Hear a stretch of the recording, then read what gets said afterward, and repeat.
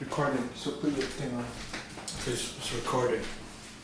It's recording. Today we're gonna talk about the Louis Vuitton Iconoclast project, celebrating Monogram project in 2014. So in 2014, Delphine Arnaud, Bernard Arnaud's daughter. So Bernard Arnaud is the chief executive of LVMH, the company that owns Louis Vuitton, and his daughter and Nicolas Ghesquière. Then Nicolas Ghesquière was the creative director at Louis Vuitton. Yeah. And then they decided to do this celebrating Monogram project to celebrate 160 years of Louis Vuitton. So Louis Vuitton started in 1854. Yeah. Yes. So if you see basically an iconoclast is like the dictionary meaning. It's like people that basically go against the grain. So it was like the iconoclast to design the icon. So the icon being the Louis Vuitton monogram, and then the iconoclast their own specific take on the icon. So Louis Vuitton had done this before in 1996, where they got, so this was just fashion designers in 1996. So they got Vivienne Westwood, Helmut Lang, Azzedine Alaïa, and like a bunch of it was like six a bunch fashion of designers to do like an interpretation of like the that was to monogram celebrate the 100 years of the monogram, because the monogram was made 1896 by the son of the Louis Vuitton. Yeah, so George Vuitton made the monogram after his dad died, celebrating his dad. Yeah, so that's when they did the monogram. 1996. Then 1996 they did 100 years of the monogram. Yeah. And it is crazy. After 1996 they brought it back in 2014, I guess, to like do the. But then in 2014 it was different from 1996. So then in 1996 they just had fashion designers, but then in 2014 they had so they call them design pioneers. So they had architects, industrial designers. When does he keep saying industrial? Yeah, material. Industrial. So architects, industrial designers, like artists, photographers, fashion, people in fashion. Yeah, people in fashion too. And a bunch all of that. people all to that do fun it, stuff. which is actually like fire. For the project, they chose 6 icons or 6 iconoclasts. Yeah, Two 6 people that go against the grain. Ray Kubo, Cindy Sherman, Karl Lagerfeld, Christian Louboutin, Mark Newson, Frank Gehry. Gehry. Yeah, so they chose 6 people to break the monogram thing. First, Christian Louboutin. So Christian Louboutin did the. So we all know Christian Louboutin, the shoe designer, red soles. The red soles. Yeah, that's what it's like. I guess. No. So for the celebrating monogram project, he made a trolley. Yeah, like a shopping Christian Louboutin's shopping trolley. Like a shopping trolley bag. He did a little pouch, and then he did a purse. So like the main thing he did was the trolley. Shopping trolley. The trolley had the monogram on it. It had his golden studs. Yeah, his golden studs at the bottom, and he had the red thing behind it. The red Christian color. Red color. I think it's called lacquer. Yeah, red lacquer. So he had it behind the shopping cart, and then he had wheels and stuff. So pretty expensive shopping trolley, but he did his thing. Yeah, Christian Louboutin did Frank Gehry. So Frank Gehry did the trunk, and it is so different. So Frank Gehry is an architect. Frank Gehry has to be one of my favorite architects. People are like, oh, like his buildings are like, but like for me it's like I just love when people like challenge stuff, and it's just like who said a building had to be a box with. Because for his buildings don't look like it's there are more structures, like interesting structural like things than like buildings. This collection this project came out October 15, 2014, and in October 2014 he opened the foundation. No, it was November. So a month later he opened the foundation Louis Vuitton, which is like the very and it's just interesting. But Frank Gehry designed it. So for his iconoclast project, what he did was he took a trunk, so a tiny trunk, and he twisted it. So it's basically like a twister, and it's called the two-step box. It's called the two-step box. How we seen it was So Louis Vuitton had this one Exhibition in here front of in, Union in Toronto. Yeah, It was like in front of Union, and we're going to the yeah, go to the train station to go home. we heard. Yeah, we went to go to the train station to go home, and then we seen it was like obviously it's a no-brainer. Yeah, good. So we go in and we saw the yeah, we saw the Takashi Murakami bag, saw the Supreme one, and then that's where we saw the Frank Gehry one. And then this is when I was like still learning about like architecture, and I'm like Frank Gehry because like I love his buildings, like I love his work. So then I see the bag and I'm like, when did Frank Gehry design anything for Louis Vuitton? So when I went back home, I did my research and found out about like, the project, and now you all are gonna learn about it. So he did the trunk, the twisted trunk, and he hand drew the monogram inside it because he made inside a dark blue to like give clarity. That was his like for like stuff in the bag, and like it was when you read like what he says, it was very interesting because he said he imagined what the inside of a trunk would be if he had to be inside. And then that was so interesting because he's an architect and he makes inside buildings. So like I love how he paid attention to that detail. But yeah, and then he made it a dark. He focused on everything, even the clasp and everything. Yeah, like, so it was very. He said it was difficult to make, but Louis Vuitton pulled it off. So yeah, that's an interesting. The Frank Gehry tiny twisted box. That's Frank Gehry. So we'll go from Frank Gehry to Mark Newson. So Mark Newson is a Australian industrial designer. He studied at the Sydney College of the Arts. He studied jewelry and sculpture design. He's known for his Lockheed lounge chair. I don't know why.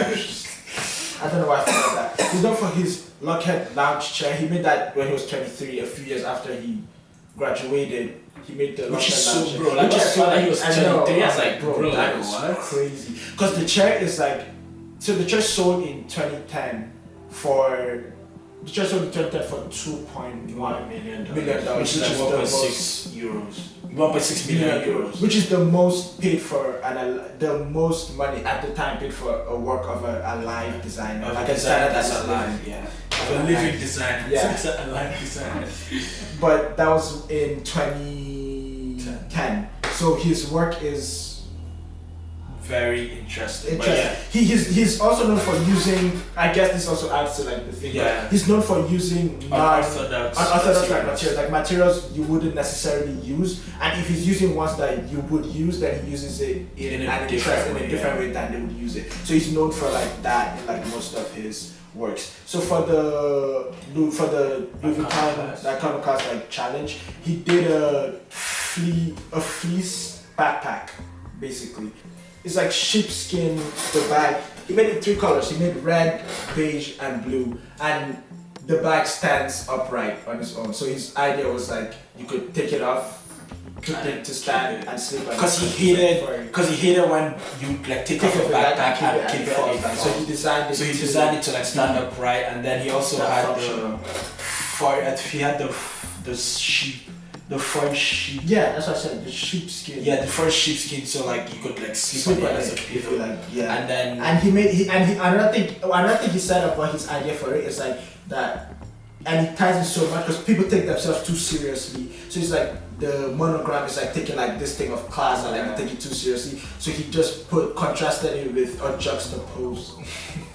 juxtaposed it with like this different bright colors that like would be like, don't take yourself too seriously, like it's not that serious. So now back to Cindy Sherman. Yeah. So Cindy Sherman is an artist. So I actually learned about Cindy Sherman in school, but like I didn't know, which is one reason why I find it so interesting, because like researching for this video, like I learned so much about her. So Cindy Sherman she's a photographer, makeup artist, stylist. Like her work is like so interesting. She does like. It's like in all her photos, no one she looks the same. So she's like, and so she's like a character in all of them. So she does everything. Like she takes the photos, she styles herself, she does the makeup for herself, and she was doing this in 1975, which was it's like now if you think about it, it's like that's like normal. Yeah. But it's like 1975, it's like no who's doing that? Doing all that, you know? Yeah. So but her work is really like interesting, and even what she chose to do for for the Iconoclast project is like is interesting. interesting because she did a mega trunk, like a big travel I trunk. forget the name. It's like a big something in trunk. studio. Yeah, studio in trunk. Studio trunk. Yeah. So she calls it so it's called Cinchama Studio in trunk. And actually, is so like the trunk has it has 31 drawers. Yeah, 31. Only 25 of it was made, so obviously it's like stupid expensive. Yeah.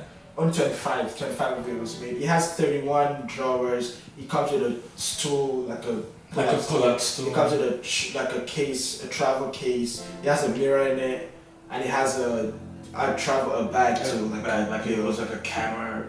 A camera bag. And it's like, and the inside, so the interior is like, it's crazy because it was inspired by her pet, like macaw. So her parrot, the colors from like the hues were inspired by the colors from her parrot, which is like interesting. Just because like it's so her. It's so her. It's like the person is like literally the trunk is her because she does makeup, styling, everything. Yeah. And like so the like trunk, it is it like all has what components she all would that, do. and it's like then her pet macaw, so then it's colors that like it's related to her. her. Then like in the trunk, like she wanted to make it look old, so she put like patches, like stickers on it. And so basically our idea was like if you're like a world traveler, like when you travel to different places, you put a couple stickers on your Louis Vuitton trunk. So the stickers on the trunk were images of her like that she's done over her career, but she like and then Louis Vuitton like edited it in a way and made them look like stickers. And they had some of them had like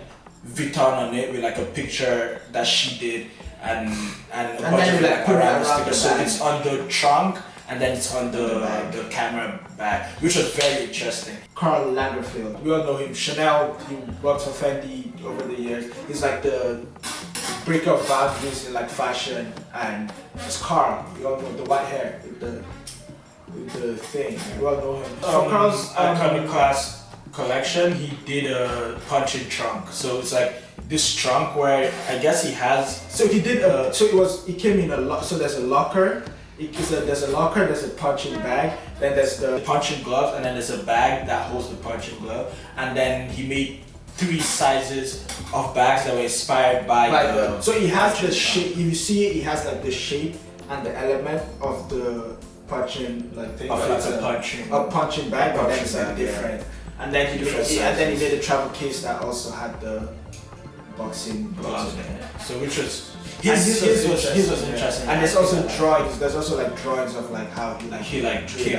So that was his was like fire. And his idea was like he knows a lot of like people that like to box. Oh, he also came with he also came with like a carpet, like a special carpet with like numbers on it. So and it had the monogram on it and it has numbers on it. So it's like how to like stand and like how to like stand firmly like to learn to box, which was interesting. His was a good because he was like play like he knows a lot of like it's like a toy for older people basically. That's what he said. It's like a toy for like an expensive toy.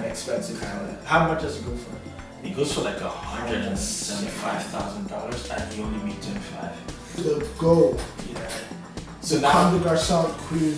So Rachel Kubo Rachel Kubo was one of the people that they tapped for the Iconoclast project. What she did was she did a bag. She did a battered toe. Bags with holes. Yeah, bags with holes.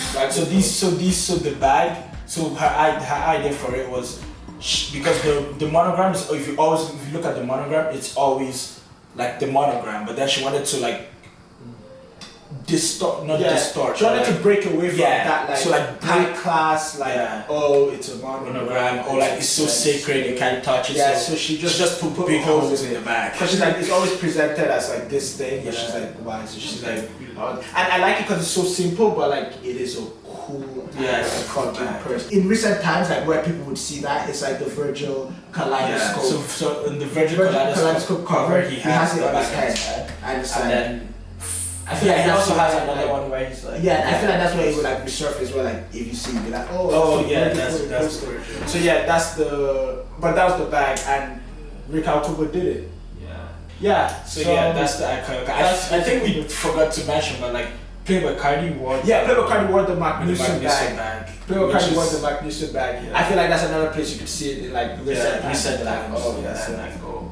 Yeah, Because I remember seeing that, and then after because I did the research when I first seen the Frank Gehry thing, I did the research for it, and then when I seen a picture of Playboy Cardi in the bag, I'm like, Oh, that's the. I knew like exactly where it came from. So yeah, that was interesting. Yes, the So yeah, iconoclast so the collection. iconoclast. Look that's at the Snap. video. Look Yeah. at Snap. No, that collection is like Yeah. insane. Nicolas And it Cage turns out did- it turns out that not even many like Then I people don't know a lot about of people this. know about the iconoclast, but just But give now me you know. the You just little give me gems. the rundown. There's photos. There's Gems. everything. Yeah.